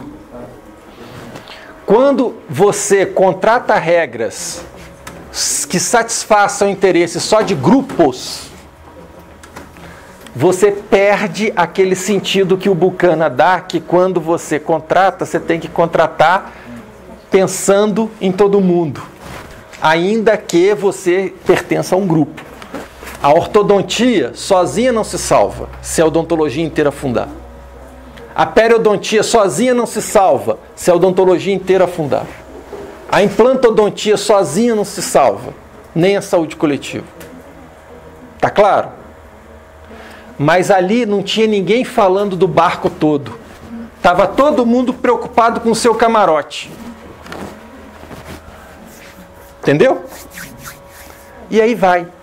É esse tipo de padrão político do grupo que só pensa no interesse pequeno do grupo. O máximo de identidade que a pessoa consegue ter é a identidade de sou ortodontista, sou sanitarista, sou endodontista. Acabou. É o máximo de identidade que as pessoas conseguem construir e agir coletivamente. Tá claro isso?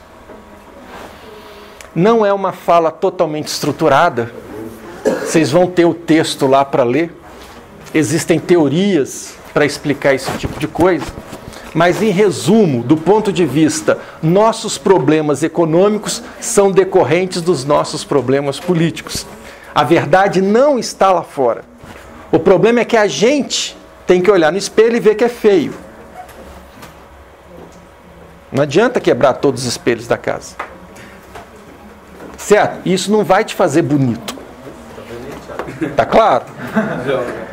Tá claro? Enquanto a gente não olha no espelho e vê que tem defeito que precisa ser corrigido, isso não vai melhorar. Tá claro? A verdade não é o Lula, não é o FHC, não são os donos de faculdade. O problema é que nós temos um problema político estrutural. Dentista não pensa em ação coletiva e não entende que a ação coletiva ela tem que ser recontratadora das regras, e essas regras têm que presumir unanimidade. Lembra do Rawls? Quando eu miro no último, eu acerto todo mundo. Se a odontologia brasileira, enquanto empreendimento, não pensar no último dos dentistas e o que fazer para proteger o último e o mais desfavorecido de recursos privados, ela não se salva. Tá certo? Detalhe. A OAB passou por isso, gente? Os advogados passaram por isso? Eu assisti o boom do direito no Brasil. Advogada à torta e à direita, né? Faculdades de direito para todo lado. Cidadezinha com 10 mil habitantes e uma faculdade de direito. Estou mentindo? Certo? O que a OAB fez, gente? Então, da mesma forma que a OAB criou o exame de ordem, a questão é, ensino é direito? É. Todo mundo tem direito a se formar em curso superior? Tem. Tá certo? Todo mundo tem direito a se formar? Todo mundo tem direito a estudar? Se todo brasileiro quiser formar em odontologia, é direito do brasileiro se formar em odontologia? Se formar? É. Educação é direito. Agora, o direito do exercício profissional não é um direito automático. Se você tem o diploma na mão, você cumpriu o seu direito de estudar. Agora, pega o seu diplominha e vai para os Estados Unidos. Vai lá, eu já tenho diploma no Brasil, na faculdade, na UNB, na USP, o melhor do Brasil. Vai lá. Tenta exercer. O que vai acontecer? O que vai acontecer? Você tem que fazer exame de ordem lá. Só que lá não chama ordem, porque não é OAB. É o exame de bordo, né? Você tem que fazer um exame. Não adianta. E por que existe exame? Porque é o jeito que a categoria tem de regular a quantidade de praticantes. Por quê? Se tem advogado demais, o que a OAB faz? Joga o nível da prova lá em cima. Passa pouco. É o jeito de regular. Tá certo? E aí você não tem como. Como é que você... Não, o argumento social é o quê? Não, nós precisamos ter bons advogados. Imagina esse cara que não sabe nada querendo ser advogado. Isso é o discurso. O discurso é precisamos zelar por bons profissionais. Não podemos que profissional formado de qualquer jeito venha ser advogado. Tá claro? Esse é o discurso. Isso é para o público. Isso é para o jornal. Aí fala, tá vendo? Olha só, 80% não passaram. Olha como é que tem faculdade ruim. Isso é o discurso. Na verdade, o que a OAB está fazendo? O mercado tem que ser desse tamanho. E não vai ficar maior que isso e acabou. Entendeu? O mecanismo é esse. Ah, mas eu preciso... Ah, mas tem que... Problema tá... Faculdade, problema... Conversa fiada. A OAB vive no mesmo Brasil que o CFO vive. Certo? A diferença é que o CFO não fez nada e a OAB fez. É só isso. A diferença é essa. Partiram para ação coletiva. Partiram para repensar seu projeto. E aí, nego entra com a ação de inconstitucionalidade, o Supremo julga o quê? É constitucional, sim, pode continuar fazendo, sim, porque o ministro do Supremo, mais do que todo mundo, sabe as consequências do que é uma ligação direta. Formou, está no mercado. Não pode ter ligação direta. Dá curto-circuito. Não dá. O mercado não absorve todo mundo. Tá claro isso? Quando alguém entra num curso de direito, ele já não entra sabendo que vai ter um exame de ordem pela frente? Ele sabe. Ele está apostando. Então, se depois ele não passa no exame, ele sabe desde o início que ele ia ter que fazer aquele exame. Tá claro? Então não é nenhuma maldade, é simplesmente um mecanismo de controlar o tamanho da comunidade de praticantes. Ela não pode ser do tamanho da comunidade de diplomados. Tá claro? É isso. Quem é que tem que controlar isso? Bom, da mesma forma que é a OAB que controla os advogados, tem que ser o CFO que tem que fazer isso. Entendido? Isso só acontece por decisão política da odontologia. que, claro, que depois vai para o Congresso e pede para um deputado lá apresentar um projeto de lei que faça isso. Em algum momento, alguém apresentou um projeto de lei para ter o exame de admissão na odontologia. Isso tem uns 4, 5 anos, 6 anos atrás. Ok? Audiência pública, porque faz parte dos ritos ter audiência pública. Aí estava lá. Adivinha quantas pessoas falaram a favor do exame de admissão lá? Hein? Não, audiência pública, do público, fora o interessado. No público, daqueles que se compareceram lá, adivinha quantas pessoas foram a favor de um exame de admissão? Hein? Só eu. Só eu.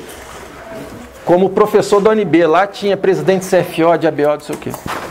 A pergunta que eu faço é, por que que você vai ter discursos de todo lado contra isso?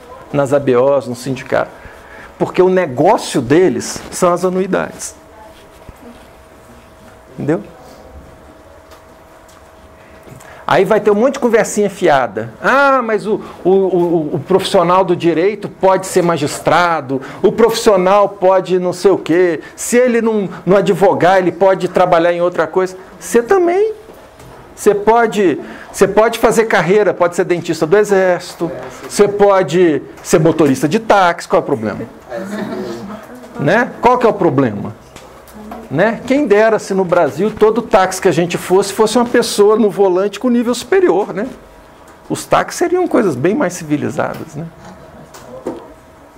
Quem disse que todo mundo que forma tem que exercer? Os que disseram isso estão detonando com a nossa profissão. É aquela curvinha ali, parece um foguete, né? Decolando, né? Tá vendo? Projétil lançado para o espaço, né? Lá no espaço, ele costuma explodir, né? Certo? E é o que está acontecendo. Entendida a questão da ação coletiva, a importância da ação política, que vocês tenham o máximo de meios privados que cada um conseguir acumular na vida. Mas certamente o que vocês conseguirem individualmente acumular não vai resolver um problema comum a todos nós. Tá certo? Profissão é um empreendimento. Enquanto o dentista não entender que todo empreendimento precisa ser administrado, e na hora que vocês formarem, vocês vão estar dentro do empreendimento, queiram ou não, vocês farão parte desse empreendimento, queiram ou não. Vocês não têm como falar, esse CFO não me representa. Mentira, ele te representa sim. Ah, esse CFO não me atinge. Mentira, te atinge sim. Tá certo? Essa ABO não me representa. Eu não quero, nunca fui lá. Eu nunca fui lá. E aí? Mas me atinge. Me atinge. Tá claro? Não tem como você entrar para uma coisa e fingir que não está nela.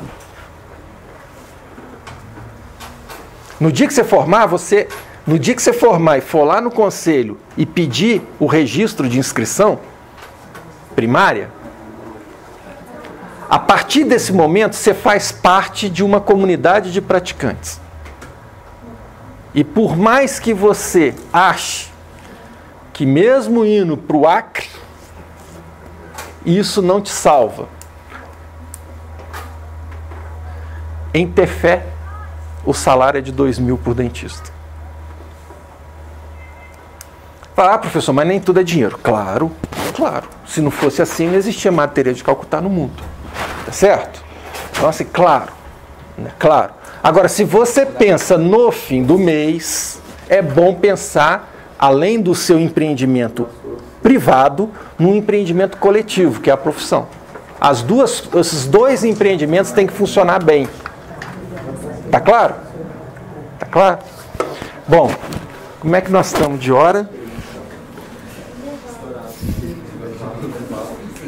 Quantas horas? Só para saber se eu sigo.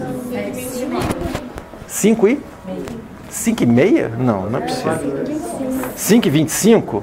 Não, vamos 10 minutinhos a mais e a questão econômica eu vou ter que tratar então na próxima aula.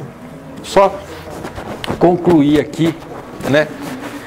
Então, gente, o primeiro capítulo do livro, tá?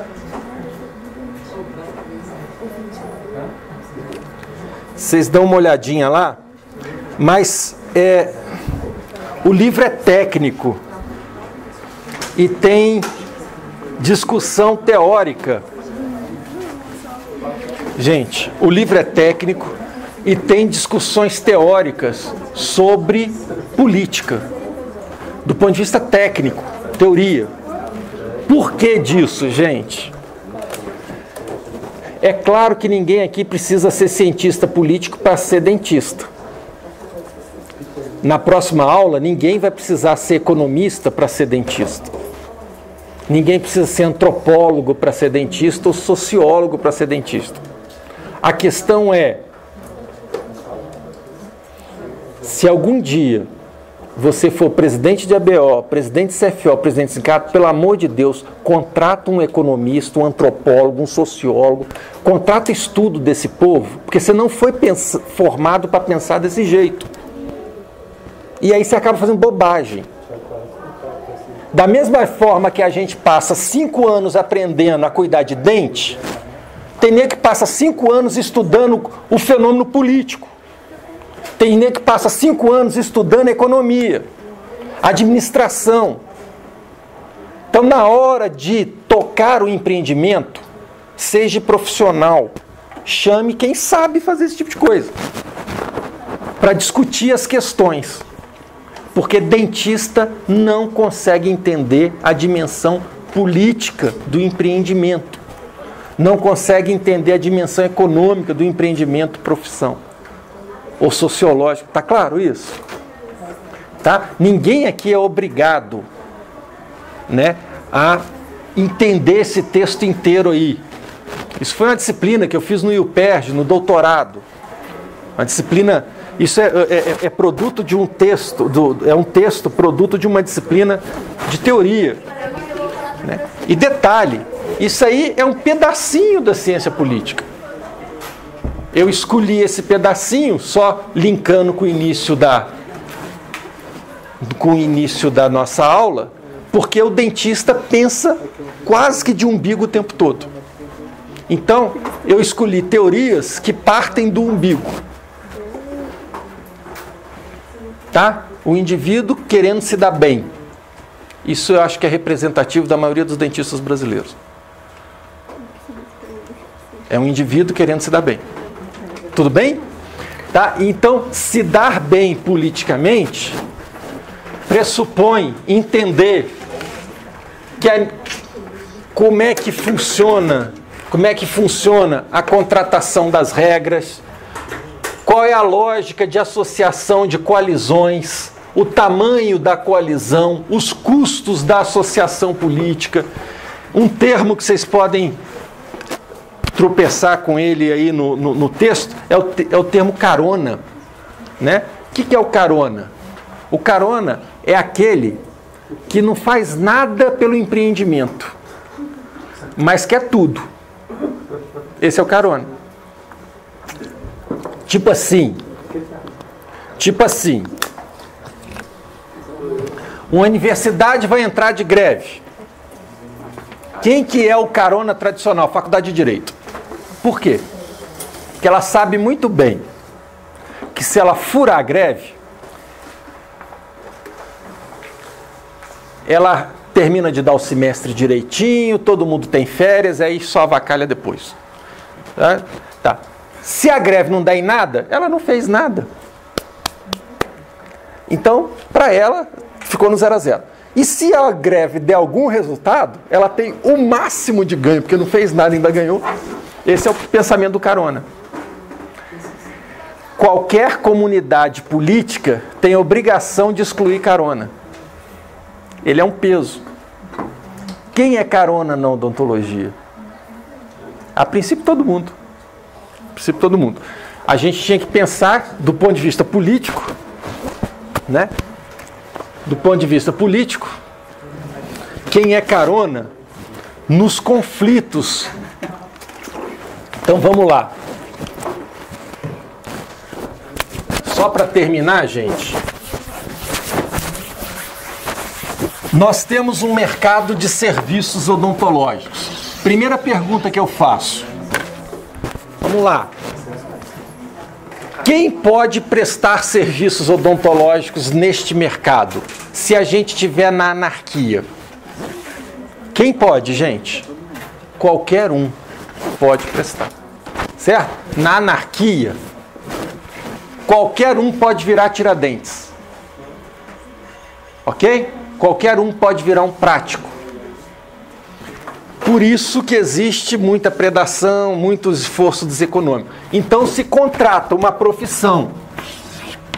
Uma profissão, ela é intrinsecamente excludente. Ela vai falar quem está dentro e quem vai estar fora. Certo? Isso foi acontecer no Brasil nos anos 30, mais ou menos. Quem é que começou a ficar fora, gente? Quem foi posto para fora? Quem foi posto para fora? Os práticos. Quem foi constituído como profissão? Os diplomados. Isso a partir dos anos 30. Certo? Nos anos 90, isso resolveu crise? Resolveu. Dos anos 30 até os anos 70, a profissão só foi melhorando. Certo? Por quê? Porque a comunidade praticante foi mantida sob controle, o número. Tá certo? A partir dos anos 70, o número de diplomados começa a aumentar. O problema passou a estar aqui dentro. O problema da odontologia não são mais os práticos. Isso era nos anos 50. Hoje, o volume de diplomados é superior ao tamanho do mercado. A força de trabalho está excedendo, pletora profissional. Tá claro isso? Tem gente diplomada demais em odontologia. Qual foi a solução adotada nos anos 90? Não foi colocar para fora exame de ordem. Você podia fazer uma barreira aqui, né? Não deixar que todos os diplomados entrem, tá certo? Isso seria uma solução, mas não foi essa a solução para controlar o tamanho. Não se controlou o tamanho do barco continua crescendo. Qual foi a saída? Não foi pôr para fora, a saída foi pôr para trás. Quem foi posto para trás e quem foi posto para frente na profissão a partir dos anos 90? Os conflitos não eram conflitos de pôr para fora, foi pôr para trás, os especialistas colocando os generalistas para trás. É o especialista versus generalista. A pergunta que eu faço, esse tipo de conflito é um conflito que soluciona? Não, por quê? Porque ele não atinge todos os profissionais, ele atinge parte dos profissionais. É o que o Buchanan imputa como declínio das nações, tá certo? Quando você começa a favorecer um grupo e deixa o resto para trás. Quando você põe para fora, o seu grupo continua todo favorecido. Quando você põe para trás, aí você criou um problema.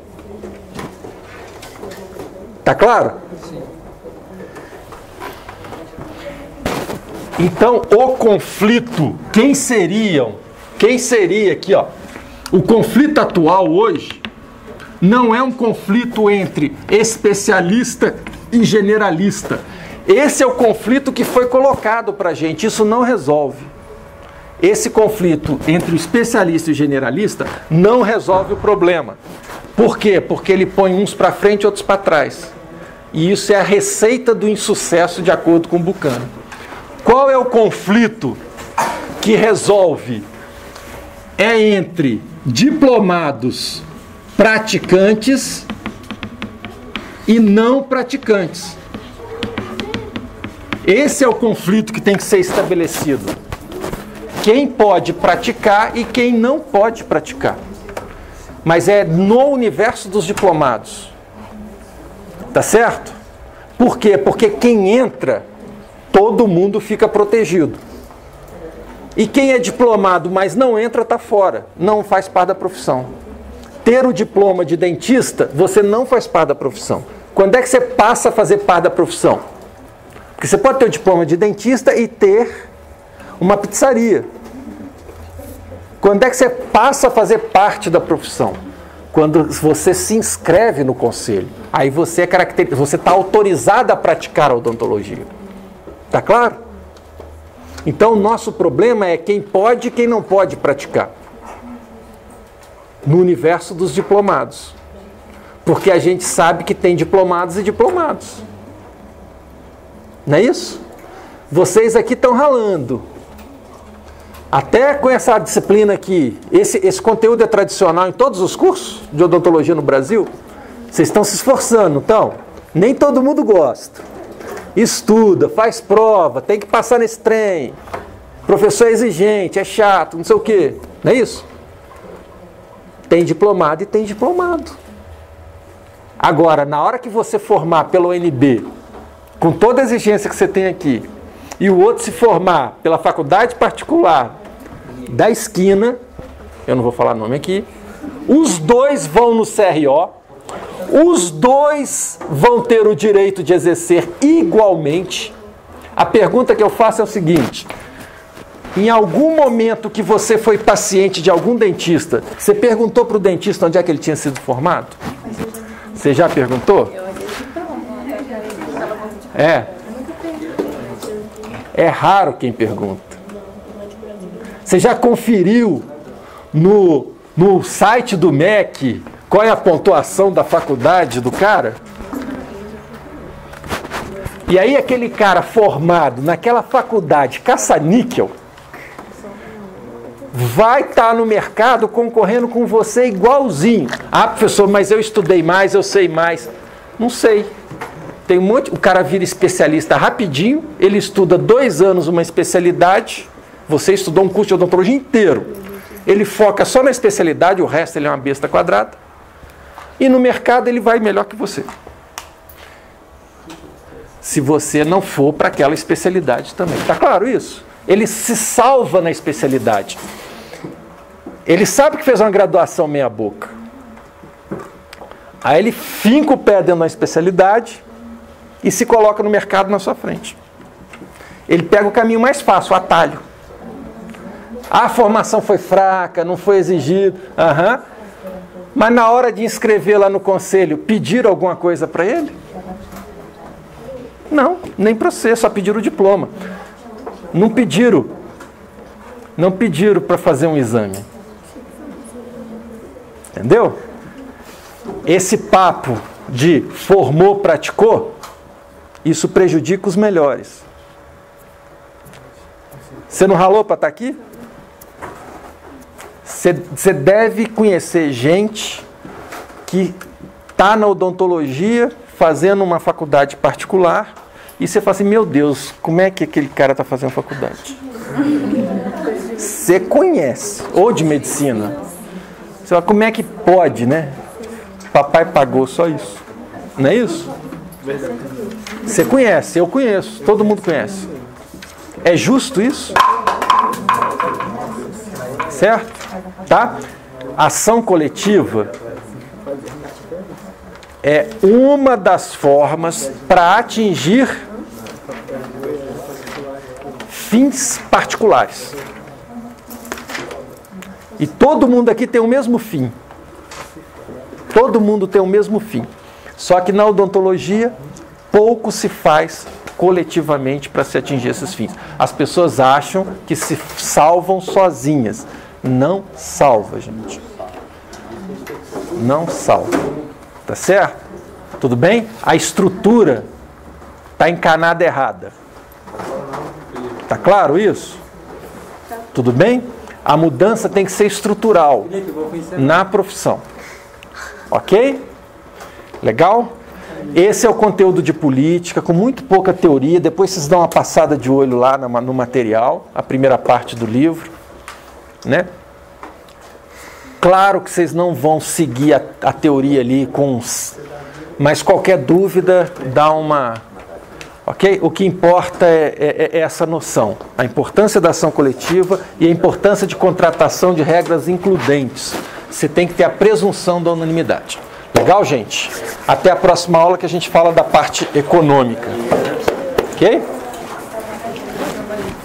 Bom fim de semana para vocês.